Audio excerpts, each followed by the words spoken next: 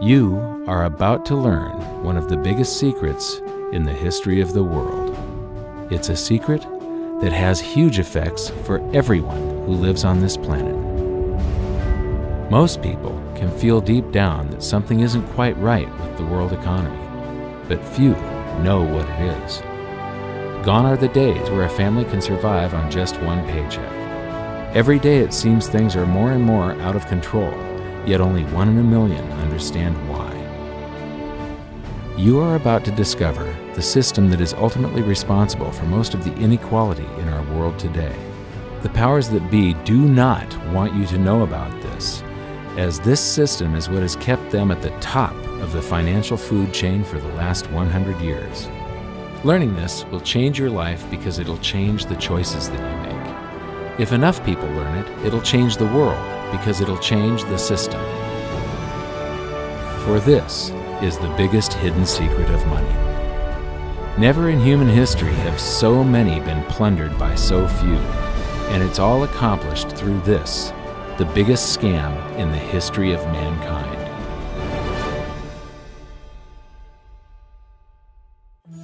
They say that money doesn't grow on trees, but the truth is that the modern banking system creates currency far faster than trees can grow. Most people don't have a clue how currency is created. Economists and bankers make it sound so complex that people think they can't understand it. But I'm going to strip our monetary system down to its essence so that you can see the scam behind the curtain and just how it affects you. Every modern society creates currency in pretty much the same way. But since the US dollar is the majority of the world's currency, I'm going to use the United States as our example. It all starts when some politician says, "Vote for me and I'll make sure the government provides you more free stuff than my opponent will." But there's no such thing as a free lunch. So to provide that supposedly free stuff, the politicians vote for the country to spend more than its income. This is called deficit spending. To pay for that deficit spending, the Treasury borrows currency by issuing a bond. So what's a bond? If you think about it, a bond is really nothing but a glorified IOU. It's a pretty piece of paper with numbers printed on it that says, "Loan me $1 trillion today, and I promise over a 10-year period I'm going to pay you back that $1 trillion plus interest." But what you need to understand is that Treasury bonds are our national debt. These glorified IOUs are to be paid back by you and I and our descendants through future taxation. Therefore, when the government issues a bond, it steals prosperity out of the future so that it can spend it today. The Treasury then holds a bond auction, and the world's largest banks show up and compete to buy part of our national debt and make a profit on it by earning interest. You'll notice that as we move through this process, the big banks are there, taking a cut every step of the way. This isn't by chance, as you'll see shortly. Then, through a shell game called open market operations, the banks get to sell some of those bonds to the Federal Reserve at a profit. To pay for the bonds, the Federal Reserve opens up its big old checkbook and writes bad, bogus, counterfeit checks that should bounce because they're drawn on an account that always has a zero balance. There isn't 1 penny in there.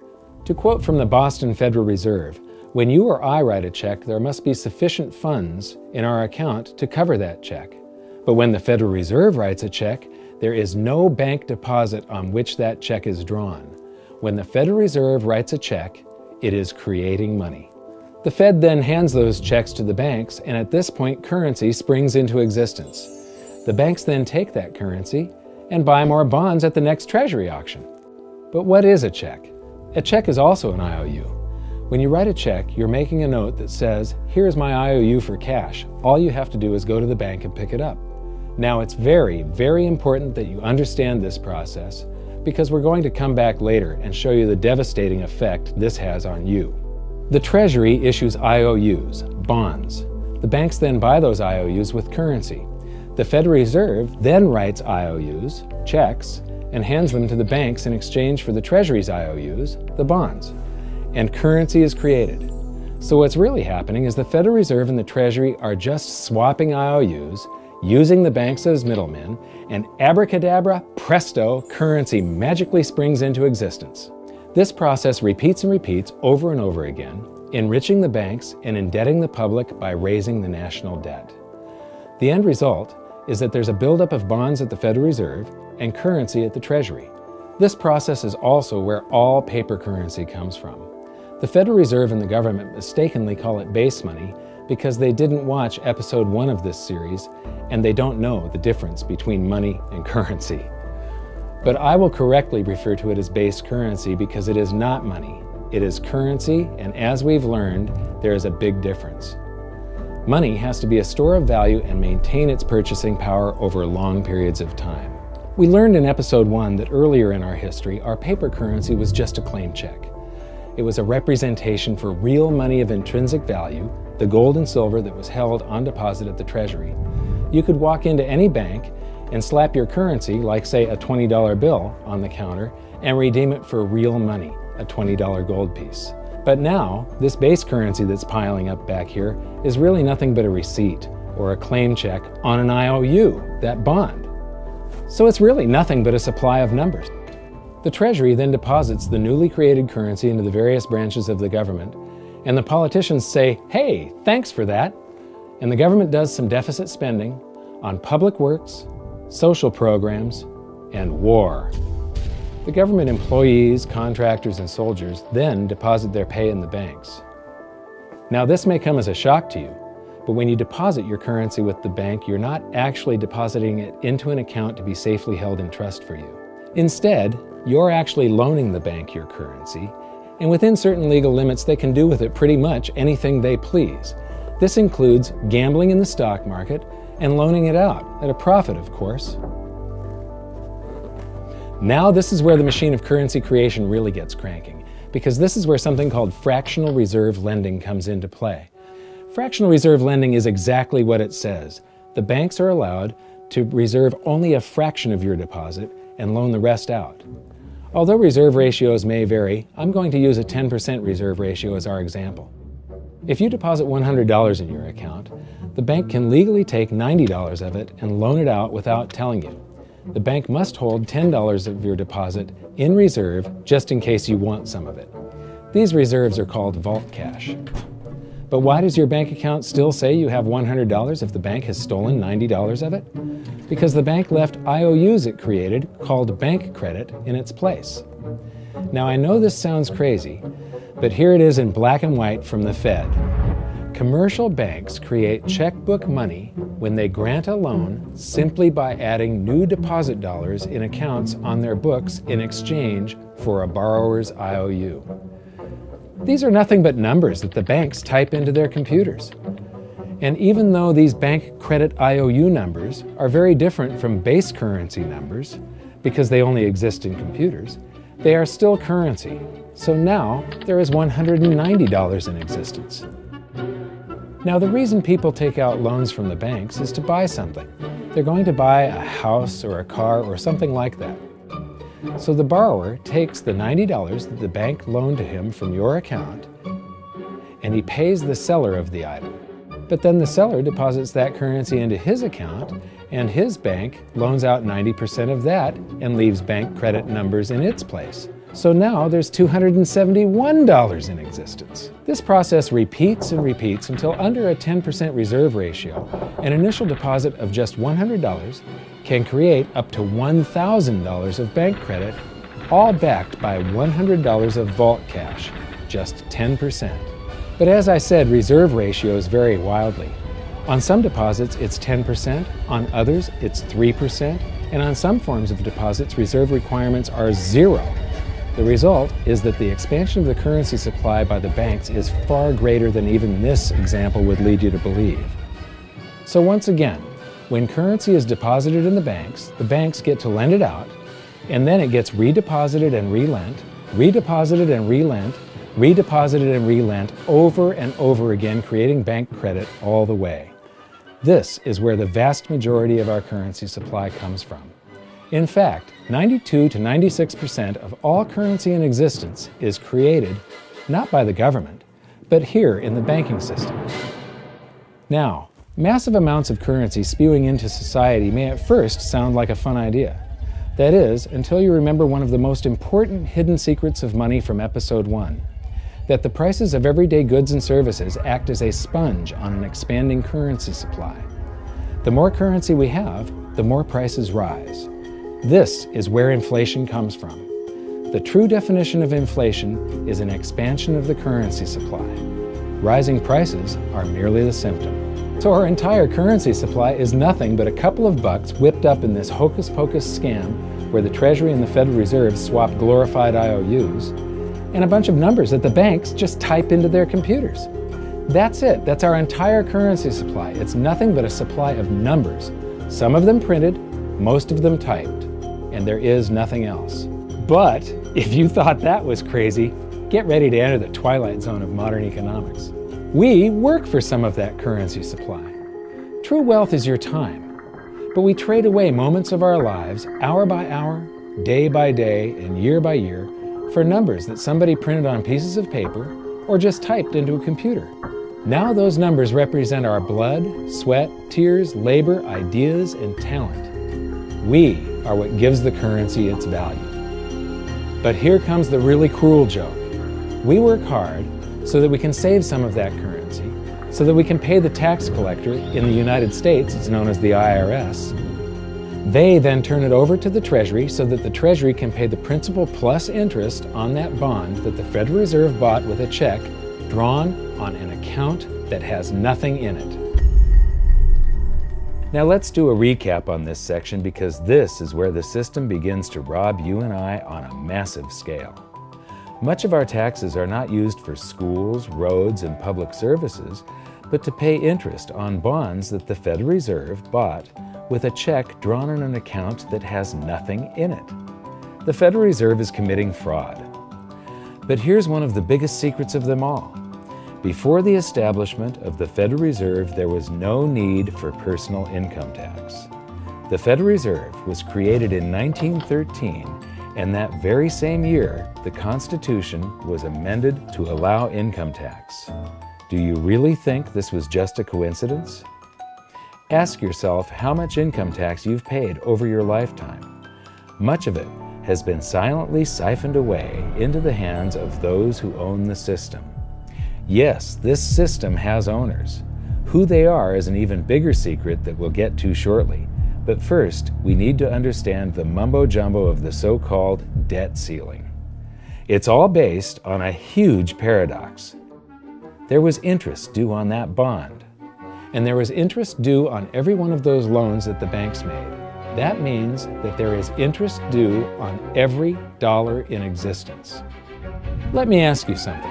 If you borrow the very first dollar into existence, and that's the only dollar that exists on the planet, but you promise to pay it back plus another dollar's worth of interest, where do you get the second dollar to pay the interest? The answer is that you have to borrow that one into existence and promise to pay it back with interest as well. So now there are $2 in existence, but you owe $4, and so on and so on. The result is there's never enough currency to pay the debt. There is always more debt in the system than there is currency in existence to pay the debt. Therefore, the whole system is impossible. It is finite. It will come to an end one day. What would happen if the government stopped borrowing to do deficit spending? Are the payments on those treasury bonds going to stop? What would happen if the public stopped borrowing and going deeper into debt? Are your house and car payments going to stop? No. There is a payment due every month on the principal plus the interest on every dollar in existence, and those payments do not stop.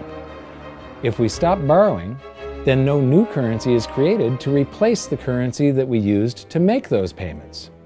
Whether you're making a payment on a loan or paying tax to make a payment on a bond, the portion of the payment that goes to pay off the principal extinguishes that portion of the debt. But the debt also extinguishes the currency. Currency and debt are like matter and antimatter.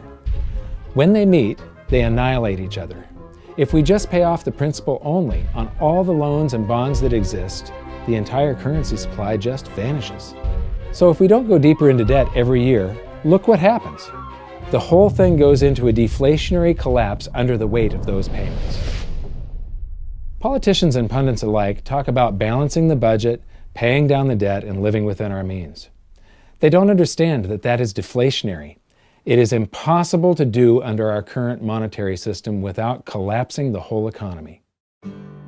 This is why any talk of a debt ceiling is not only ridiculous, It's delusional.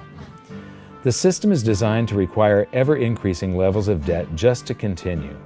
And that's why politicians will always kick the can down the road and raise this so-called debt ceiling over and over again until the whole system finally collapses under its own weight. In other words, they don't want it to collapse on their watch. The Founding Fathers of the United States knew the dangers of central banking and fought to free themselves from this very thing. The Revolutionary War started out as a tax revolt, but now we must pay tax just to have a monetary system. Having just suffered through the hyperinflation of the continental dollar, which was printed into oblivion to finance the Revolutionary War, they understood the dangers of fiat currency and debt-based monetary systems. So to protect future generations from institutional theft and out-of-control government, they wrote into the Constitution that only gold and silver can be money for the simple fact that you can't print them. Our current system is not only unconstitutional, but it robs us of the liberty and prosperity our forefathers fought and died for. We are all feeling the effects of ignoring the Constitution right now. By forcing more currency into circulation, our purchasing power is diluted. Inflation is a slow and insidious stealth tax that is simply the result of this debt-based monetary system. This system empowers and benefits those who create the currency and receive it first, as they get to spend it into circulation before it has an effect on the economy. They're stealing purchasing power from you and transferring it to the banks and the government every hour of every day because of this false monetary system. And it's not like the people at the top don't know this. To quote the Federal Reserve, the decrease in purchasing power incurred by the holders of money due to inflation imparts gains to the issuers of money. This is a fraud. It is a pyramid scheme, it is a Ponzi scheme, it's a scam, and it's a lie. Our entire monetary system is nothing but a form of legalized theft. But here's the biggest con job of them all. The Federal Reserve is not federal, it has stockholders. There is no federal agency that has stockholders. What's a stockholder? A share of stock represents a percentage of ownership in a corporation. So the stockholders are the owners of that corporation. Therefore, the Federal Reserve is a private corporation with owners. And you can see it for yourself if you go to the Federal Reserve's website, and it will say, the stockholders receive an annual dividend of 6%. Now we know that the stock in the Federal Reserve was originally issued to the largest banks in the United States. But because of mergers and acquisitions through the years, you can't actually trace who owns the stock in the Federal Reserve. That's a very closely guarded secret. My guess would be that the owners are those primary dealers, the banks that get to make a profit by selling part of our national debt, those bonds, to the Federal Reserve, who buys them with a check from nothing. Then we pay tax to pay the principal and the interest on those bonds so that the Federal Reserve can pay the banks a 6% dividend. Don't be alarmed if you don't quite comprehend the deception of this system at first glance. Very few people do. It is purposely complex. The economist John Maynard Keynes once wrote, "By this means, government may secretly and unobserved confiscate the wealth of the people, and not one man in a million will detect the theft." I believe that presented correctly, anyone can understand this system, regardless of how complex it is. So let's do a recap and break it down even more. The way the system works is that, step 1, the government creates glorified IOUs. These bonds increase our national debt and put the public on the hook to pay it back. Step 2, IOUs are swapped to create currency. The Treasury sells the bonds to the banks. The banks then turn around and sell our national debt at a profit to the Federal Reserve, which they probably own. The Federal Reserve then opens its checkbook that doesn't have a penny in it and buys those IOUs with IOUs that it writes, checks, on a checking account that has a zero balance. Then they give those checks to the banks and currency just springs into existence, and then the whole process repeats.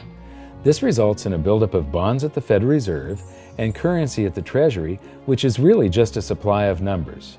The Treasury then deposits the numbers in the various branches of the government, and we get to step 3. The government spends the numbers on promises, public works, social programs, and war. Then the government employees, contractors, and soldiers deposit their pay into the banks. And we get to step 4, where the banks multiply the numbers by magically inventing more IOUs through fractional reserve lending, where they steal a portion of everyone's deposit and lend it out. That currency gets redeposited, and then a portion is stolen again. And the process repeats over and over, magnifying the currency supply exponentially. Then we work for some of those numbers, which brings us to step 5, where our numbers are taxed. We pay tax to the IRS, who then turns our numbers over to the Treasury, so the Treasury can pay the principal plus the interest on bonds that were purchased by the Federal Reserve with a check from nothing. Then we get to step 6, the debt ceiling delusion. The system is designed to require ever-increasing levels of debt and will eventually collapse under its own weight because politicians always kick the can down the road. They don't want it to collapse on their watch. And finally, step 7, the secret owners take their cut. The world's largest banks own the Federal Reserve. Those banks make a profit selling our national debt to the Fed. They make a profit when the Fed pays them interest on the reserves held at the Fed, and the Fed pays them a 6% dividend on their ownership of the Fed. This system is fundamentally evil. It funnels wealth from the working population to the government and the banking sector. It is the cause of the artificial booms and busts of modern economies, and it causes great disparity of wealth between the rich and the working class. And it is only possible because we no longer use real money, we use currency. But worst of all, it is a form of enslavement. Bond is the root word of bondage. Whenever a government issues a bond, it is a promise to make us pay tax in the future. Nobody asked you if you wanted to pay tax today for the prosperity we all enjoyed in the last century. Nobody is asking our children if they want to work hard in the future to pay for the prosperity we're enjoying now. George Washington once wrote to James Madison, "No generation has the right to contract debts greater than can be paid off during the course of its own existence." By stealing prosperity from tomorrow so we can spend it today, we enslave ourselves and future generations. Now this all sounds pretty bad, but there is great hope, for you are the greatest threat to this false monetary system. This system relies on the public being ignorant of its workings. Please share this knowledge with everyone you know, because an informed public that fully understands the system can build a better future for generations to come.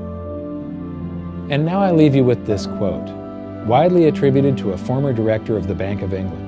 The modern banking system manufactures money out of nothing.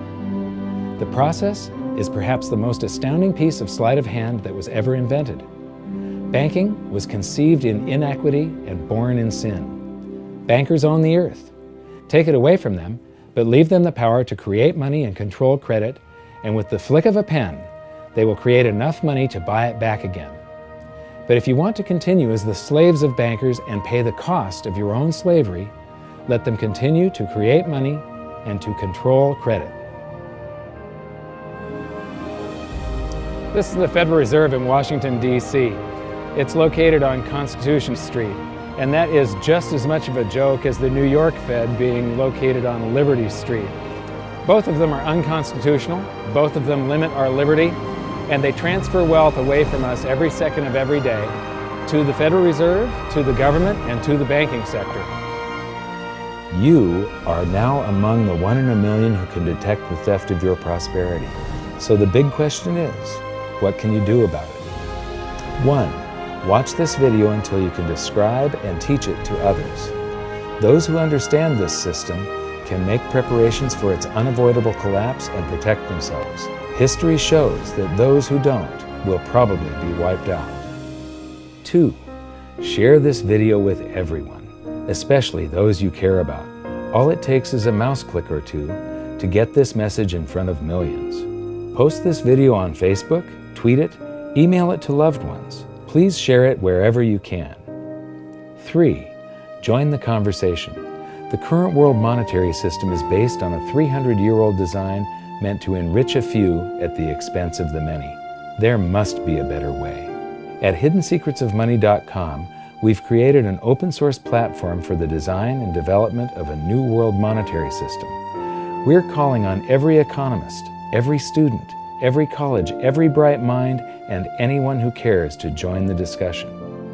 In educating ourselves and each other, we can prevent the further loss of our freedoms and maybe, just maybe, win some of them back.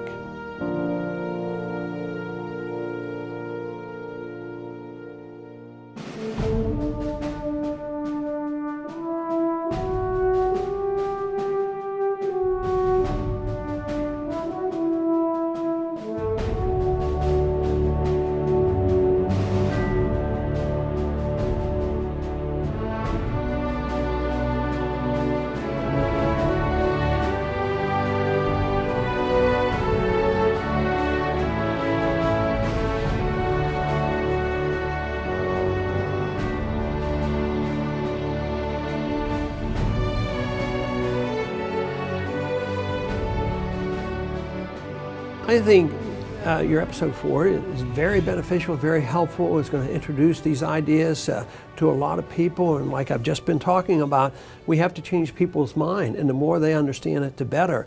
And I think we're at this point now where more people in the last several years, 4 or 5 years, have thought about the Fed than they ever have in the previous 95 years. So I think an explanation and diagrams to show it is very helpful, because quite frankly, they're not going to get it in their grade school. They're not going to get it in their high schools. They're not going to get it in college unless they're in a very rare circumstance to understand how this works.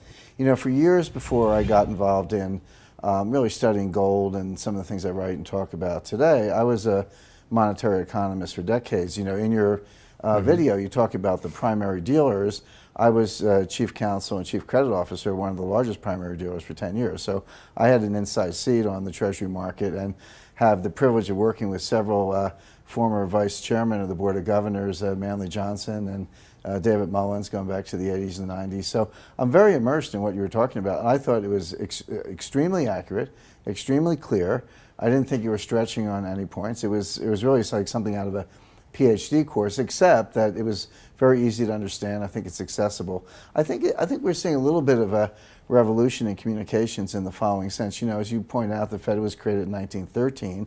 Well, in 1913, there was no web, there was no YouTube, no Twitter. There was really no one to kind of stand up and oppose the Fed or call them out, if you will, or really get into a discussion that everyday Americans could follow. That's not true now with social media and everything else. You can reach out to millions and tens of millions of people and tell them what's going on. I think you've done that. You've done it successfully. I applaud it. I think this is a great video. I look forward to seeing it again. I know millions of people will enjoy it. Well, as we know, the Federal Reserve believes it can create money out of thin air, not realize money is supposed to represent real products and services. And what people don't realize is when the Fed does that, in effect, as Keynes pointed out, it's a form of taxation. It's a form of confiscation. And because people don't see it, the politicos get away with it, but it also undermines social trust. It just is corrosive throughout society. We're going to have a lot of turmoil in the coming years, but it's going to be the kind of turmoil that leads to positive things. So don't despair. Get out there and fight, because the tide is going to turn. This is going to be the statist's last stand. Thank you. This episode of Mike Maloney's Hidden Secrets of Money was brought to you by GoldSilver.com and the new Silver Pegasus Round. To learn how to protect your family and turn the coming economic storms into opportunity, visit GoldSilver.com.